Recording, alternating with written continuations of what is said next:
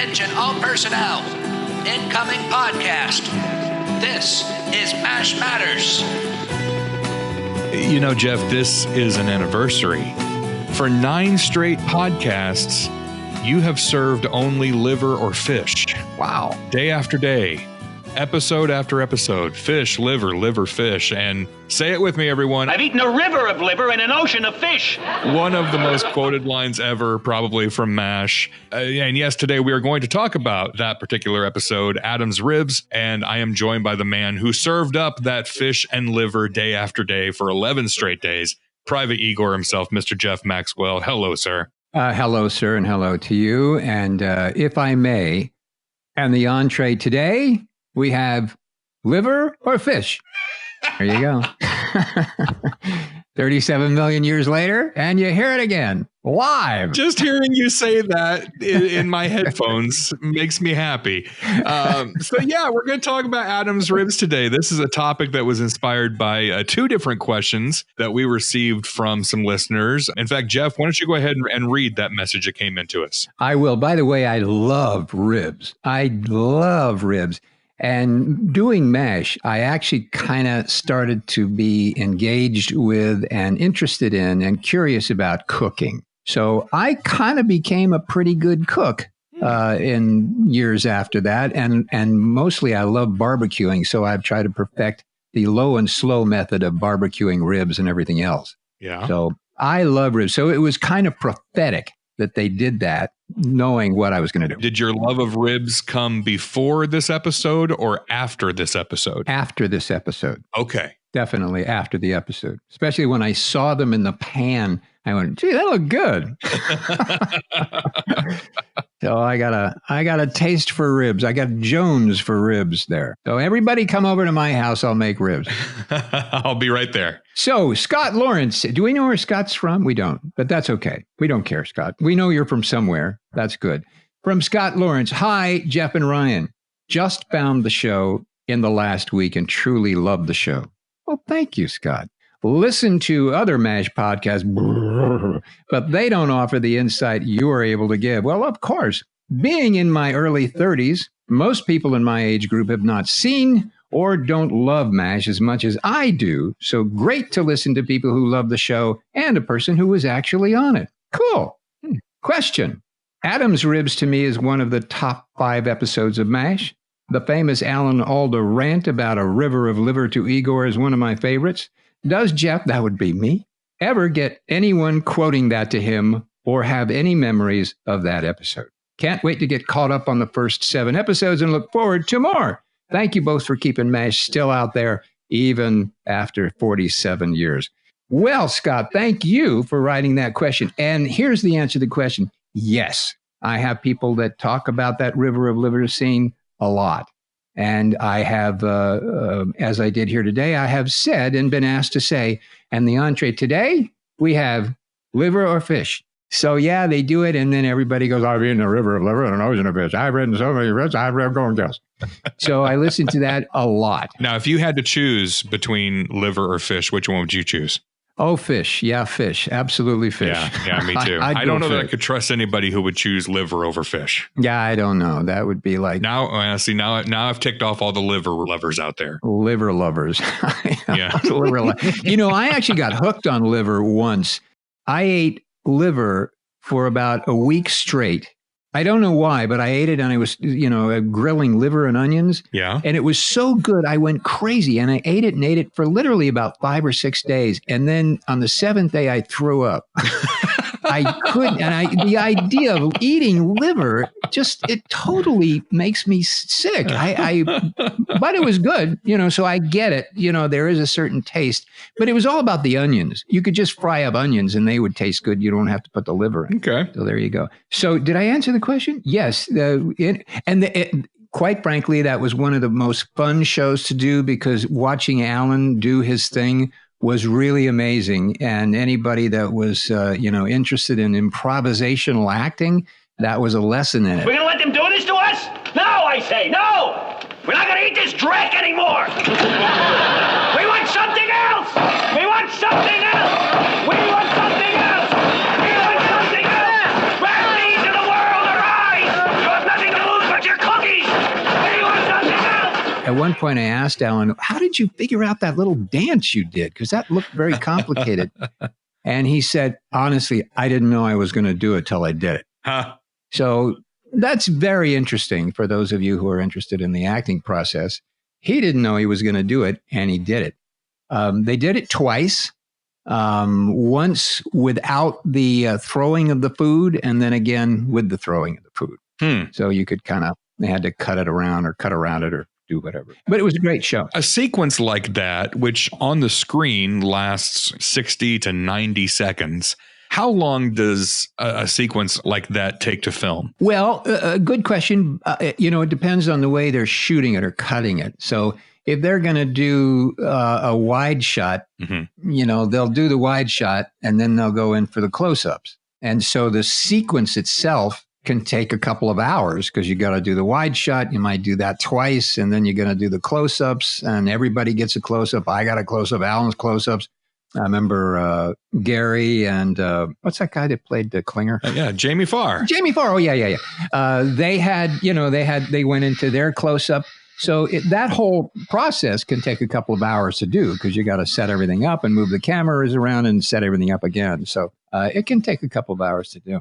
And plus, this was one of those rare times when Roy Goldman was behind the steam table with you. Yeah, we had a great time banging those lids. Yes. Yeah, we were laughing so hard. We were all laughing before we did it, and then after we did it, it was a really fun moment, a fun show to do. And again, I'm a big fan of Alan Alda, so watching him go through that and do that was a real pleasure. And it was a real pleasure to be in that scene with him. It was a lot of fun. It's really interesting because on the syndicated television version of that show, that scene is truncated. So you don't get the full-on Alan Alda riot scene. I encourage you, if you have the DVDs or if you're on Hulu, MASH is streaming on Hulu now. And that's, by the way, a side note, that's a question I do get often from my own friends is the podcast has kind of renewed my interest in watching MASH. Where can I watch it? And it's all over the place, actually. I mean, on TV, you can find it on the Sundance Channel. You can find it on AMC, MeTV, TV Land shows it, although TV Land's version drives me nuts because they edit the heck out of it and add a lot more commercials. WGN America shows it, but you can also find it, of course, the DV collection, where you can turn the laugh track on and off is excellent, and it's more affordable now than it's ever been. But it recently started streaming on Hulu, and they have the full uncut episodes on Hulu as well. Interesting. So you can get on there and you can see. It was interesting because I rewatched the episode today, and I had forgotten that in the uncut version, the big scene where he's doing the dancing and we want something else, it goes on a lot longer in the uncut version than it is in the syndicated version. So if you have not watched it yet, I encourage you, dig up the DVDs or jump on Hulu and watch Adam's Ribs because you get to see that Alan Alda physical comedy in its full unedited glory. Yeah, great suggestion. I concur. Please do it because it is something to watch. It was special. It really was. So Adam's Ribs, it's an episode that came out season 3. It was actually episode 11 of season 3, written by Lawrence Marks, but it had help from Larry Gelbart. I was reading some stuff about Larry Gelbart. The setting, Adam's Ribs, is this restaurant that's supposed to be near the Dearborn Street Station in Chicago. One of the questions that a lot of MASH fans have is, was that a real restaurant? And the answer is no, it was not. Larry Gelbart even confirmed that. There's that excellent book. It's called TV's MASH, The Ultimate Guidebook. And in that, he had a little piece of commentary, and he said, there's no such place to the best of my knowledge. It just seemed like a logical name. Also, my then baby son was named Adam, and I'm from Chicago. So therefore, Adam's Ribs. And of course, there was the movie Adam's Rib with Katharine Hepburn and Spencer Tracy. Yeah. That was probably on his mind as well. And it seemed reasonable that there was a place in Chicago called Adam's Rib. So that was kind of a nod to his baby boy at the time. But a lot of MASH fans have since gone to Chicago looking for a place. Looking for that restaurant. Now, however, back in 2008, there was a restaurant in Chicago, and I thought this was kind of a smart thing. There was this place in Chicago called Size Crab House, and they renamed themselves Adam's Rib and Ale House in 2008 in hopes of helping business. So they substituted crabs for ale, didn't they? That's probably a good choice. Unfortunately, it did not last. They have since closed, and it's interesting because the internet is forever. So even though they're closed, you can still go online and read their reviews, and I can see why they closed. The name of the restaurant was the least of their worries. Wow. So maybe it got a few more MASH fans in the door, but maybe the restaurant was inspired by MASH and the crappy food that was served in the mess tent. They thought, well, we'll get MASH fans in here and serve them crappy food as well, because yeah, what do they know? They don't care. So yeah, don't go to Chicago looking for Adam's Ribs. It doesn't exist. I think there actually is a place, I believe, out in Maryland, Adam's Ribs restaurant chain or something. But as for Chicago, it does not exist. It was all a figment of Larry Gelbart's imagination. So even though Lawrence Marks wrote the episode, Larry Gelbart had some serious influence, which we've discussed on the show. He had a lot of his fingerprints over a lot of these episodes in the first few seasons. Forever. Yes, they were. Even when he wasn't writing them, all of the people who were writing them had Larry's fingerprints on them. So they were still. Yeah, absolutely. Oh, huge.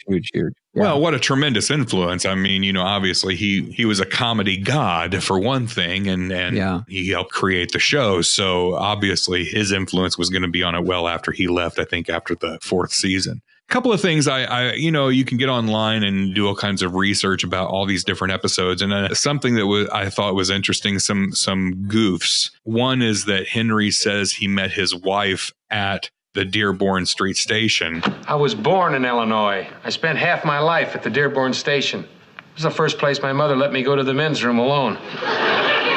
Come to think of it, it's where I met my wife, Lorraine. But in the previous season, Dear Dad 3, that episode, he said he met her at a freshman mixer, which I assume was at the University of Illinois, since that's where he went to college. So there's a discrepancy there. Also, I live in Illinois, so I know this to be true. The supply sergeant who holds up the ribs in channels, he pronounces the town Joliet as Joliet. Adam's Ribs? You know? I'm from Joliet. I'd walk to Chicago on my knees in the snow for a takeout order. And I can tell you that nobody from the town of Joliet would ever say Joliet. Ever. Really? In fact, believe it or not, there is still it's a very antiquated, old, outdated ordinance in the city that prohibits the pronunciation of Joliet and says there's only one appropriate pronunciation, and that is Joliet. Wow. Obviously, that staff sergeant was not actually from Joliet, Illinois, or else he would have been run out of town. The dirty bugger for pronouncing it that way. And fined several thousands of dollars. Exactly. So there's another question that came in regarding this episode, and it came from Craig Wilson over in Australia. He says, I've been asked a few times about Adam's Ribs. What happened to them after Hawkeye had to go to the ER and the camera stopped? He says, I keep saying they would have been eaten by everyone there, but if you know, could you please tell us? Because you were the one who delivered the ribs. And then obviously the chopper came in and ruined everybody's day. But when the camera stopped rolling, do you know what happened to those ribs? I wish I could say I do. I don't. I don't know what happened to the ribs. I don't know whether anybody ate them or not. I know that they would have come from the commissary. They were made in the 20th Century Fox commissary. Mm-hmm. And they were a very, very good restaurant, actually. So I would imagine they were pretty good eating, but I don't know who ate them. I know the prop guys usually ran off with all the food after the scenes were shot. So if anybody got them, I would assume the prop guys got them and took them home. I would bet. But I didn't personally see anybody eat them. So you did not eat any of the ribs yourself? I did not eat any of the ribs. I do not recall seeing any of the actors or any of the characters, anybody eating those ribs. I think they probably said, "Oh, scene over. Put the tinfoil back on them," and the prop guys put them in the car and took them home. Those were actual ribs. They weren't like prop ribs. They were not. They were not rubber ribs. No. Well, I mean, you look at TV, you watch TV commercials with food, and that food has actual food in it, but it's also being held together with glue. And yeah. So I didn't know if they were actual ribs or if it was modified and made to look like ribs. They were stitched together. They were all glued and stitched. It came as a kit. It was a model, Yeah, it was a polyester blend, I think, of ribs. I don't know. No, they were the commissary guys, and folks, they would make food. They didn't know what was going to happen to them. So if they said, we need a pan of ribs, they'd make what they were asked to make, and they were happy to do it. And they didn't know what we were going to do with them. So they would just be accurate and make what they asked. And, that was the end of it for them. So yeah, they were real ribs though. I do remember seeing them and smelling them and thinking, oh gosh, these look pretty good. But I didn't get any of them and I didn't see anybody get them. So okay. I don't know what happened to those ribs. Well, and in the scene, they're just abandoned there in the in the mess tent, which there's always the question of what happened in that world. What happened to the ribs? Did they just sit there while everybody was in OR? We never know the answer. If the Hawkeye ever got back to eat the ribs, did Igor come back knowing that they were there and take him himself? We don't know. But if we had a dream scenario, if you could make your own fan fiction related to these ribs, what do you think happened to those ribs? Who, me? Yeah, you. You're the one who cooked them. Me? Oh yeah. Oh, hi. How are you? The way it would probably have worked is that Igor would have come back in and seen the pan and everybody was out of the place, and he would have picked it up and taken it someplace and stored them or done something with them. That would be my guess. I think that would have been what would have happened truly. Yeah. In the reality, once the scene is over, everybody moves on. The statement is we're in the wrong room. So that scene is shot, and now we got to go into the OR. You got to go into somebody's tent. So once that's done, everybody, runs out of that room like little cockroaches, gone. Okay, over. Let's go somewhere else now. Yeah. So those ribs would have been literally abandoned like that. And you can give a little insight to this too. Episodes are not filmed chronologically. So that wasn't necessarily the last scene that was actually filmed for that episode, correct? No, probably not. I don't remember now, but probably not. I mean, it's possible that could have been the first scene that you filmed of that episode. You never, it could be that way. It's possible, yeah. Most of the mess tent scenes that we were in were always filmed in the first thing in the morning, which was frustrating to me because I had to be there early to do that. I don't remember whether that happened there because I know it was a long scene with that, his rant and then all that kind of stuff. So boy, this is a few years ago, boy. And I'm not sure I remember chronologically how all that worked on that particular day. Well, sure. But I mean, in general, yeah. Episodes were never filmed chronologically. I wouldn't say 100% of the time they were not filmed chronologically. I think some of them were. We went from one tent to the other. Some of it was because in the way it worked and the way the planning worked was that, let's say on a Monday, everybody showed up. There was a table read. People sat around the table and read through the script. Then everybody got up and walked through each scene. So the first scene is the mess tent. The second scene is outside. Somebody else is in the radars. Whatever it was, you went through the script exactly the way the script was written. And that was kind of a rehearsal. And it was also a rehearsal for not only the actors, but all the crew. The director, the lighting guys, and everybody. They needed to see where the camera was moving and where they were going to put the lights. So they had to make all that planning. Now, that was chronologically accurate to the script. So, the next day, when they were going to shoot it, they would probably start there and do that. So the first 6 or 8 pages were probably the first 6 or 8 pages. Not to say that couldn't change, or they might flip something around just to make it a little quicker, or a little bit more accessible to the equipment. Sure. But it was probably 60% chronologically correct. Okay. Actually. Interesting. I never knew that. Yeah. So in that final scene, a couple of questions that come up from that scene, not for you in particular, but just general questions that are out there in the MASH universe. So you have Hawkeye, Trapper, Klinger, Henry, and Radar. Those are the folks who are sitting at the table. Father Mulcahy wasn't invited. Actually, Bill Christopher didn't appear in that episode, nor did Frank and Margaret. But two questions about that. One, the choppers come in and interrupt, Hawkeye just as he's about to pull out the first rib. Why didn't Radar sense that those choppers were coming? He must have been so focused on the ribs that he didn't notice their approach. That's the first question. And secondly, Klinger is there.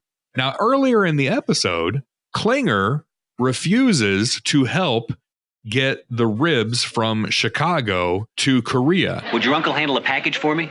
Sure, for a price. He doesn't have to kill the package. Just pick it up and deliver it to the airport in Chicago. It's done. Won't cost you a dime. Lady, you're a real gentleman. All you gotta do is sign my psycho discharge papers, you and Captain McIntyre. Klinger, that paper has to be signed by 3 doctors. We're only 2. Nobody else wants to be 3. Okay. The deal's off. Wait a second. Wait. No discharge, no package, and I expect you to unsuccotash my stove, sir. I'm sorry. If I'm Hawkeye and Klinger says, no, I'm not helping you get the ribs. Well, guess what, Klinger? You're not getting any of my ribs. How about that? I don't think the Klinger deserves a rib. Wow. Let's write in. This is not right. We got to call somebody. Maybe we can get him to reshoot that, because you're right. He shouldn't be there. Or he should have said, yes, I'll help get the ribs, Exactly. Oh, my goodness. That's a discussion for a whole other episode, is the evolution of Klinger and the type of character he was. I think later seasons Klinger would have done anything he could to have helped Hawkeye get those ribs out. But because Hawkeye and Trapper weren't going to sign his crazy papers, his Section 8 paperwork, he refused to help. When you refuse, you forfeit your rights to any kind of pork products, in my opinion. Is that a Hebraic kind of approach? I think that's, I'm pretty sure that is. So that's Adam's ribs, and that's from season. Now, I will say that's probably in the running for one of my favorite episodes of season 3. But I haven't gotten that far yet, because I still haven't picked my favorite episode from season 2, which I need to do in one of the upcoming episodes. So maybe I'll throw that out to listeners and say, what are your favorites from season 2? I would love to hear listeners' favorite episodes from season 2, because maybe in the next 1 or 2 episodes we have coming up here, I'll go ahead and I'll pick my season 2 favorite episode. But I want to hear from listeners. What's your favorite season 2 episode? And then once we get to season 3, I have a feeling that Adam's Ribs is going to be one of the top favorite episodes from that season. And if anyone would like to invest in Jeff's Ribs in Chicago, I'd be happy to talk to your bankers, your attorneys, because I'm thinking of doing that. That's good of you. That's good. A few $100,000. We'll open that rib joint in a couple of weeks. This is fascinating because listening to this is just amazing, because all of the facts and things that you're talking about are things that would kind of went right over my head over the years. And it's amazing to sit here and listen to it and kind of enjoy it and enjoy your enjoyment of it. And that's what's so fun for me.